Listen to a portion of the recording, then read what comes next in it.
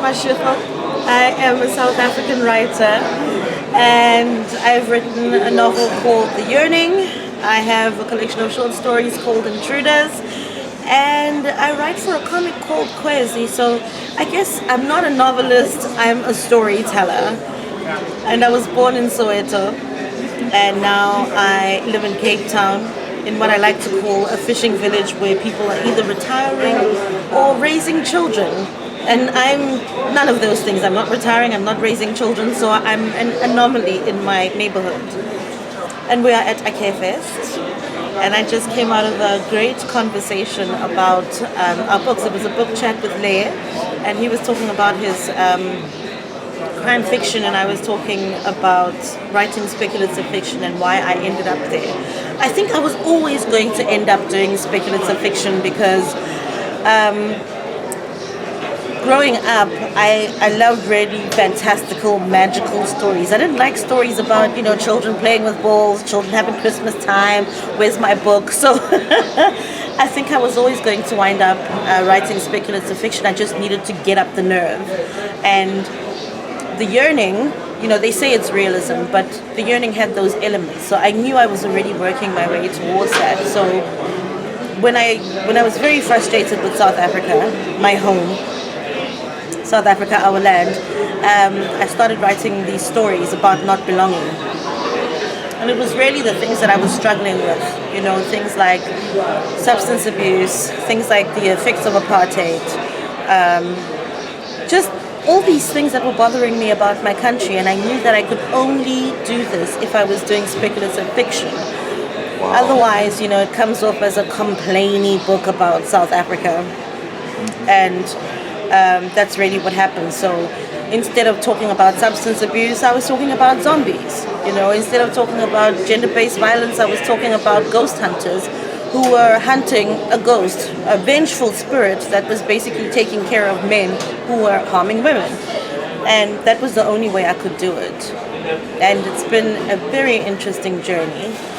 I feel like it was just yesterday when I was a baby writer, and now I get to go around the world, at literary festivals and talk about things that matter. And I think it's interesting that I'm in this space now with other African writers, and there's a mood right now. There's this feeling, I don't know how to describe it, but we are in this space now where we're doing crime fiction, there's travel, travel non-fiction, all of those spaces where we were previously told we don't belong.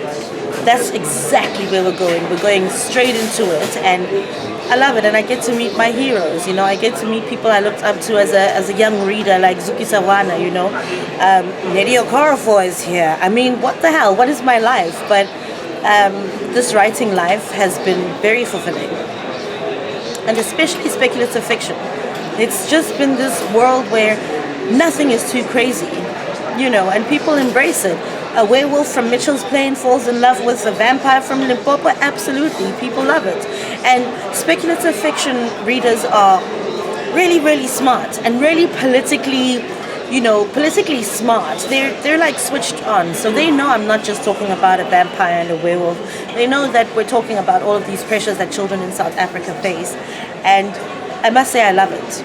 I love it completely. And it's amazing because my next book is kind of realism and speculative fiction, which is mad, but I'm sure I'll make it work.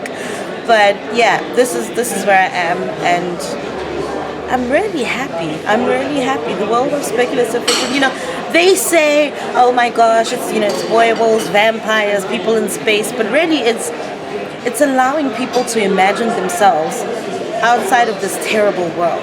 And as African writers, we're all very angry with our countries. We're heartbroken by our countries. So we want to also imagine us being fantastical, not in the future, but right now.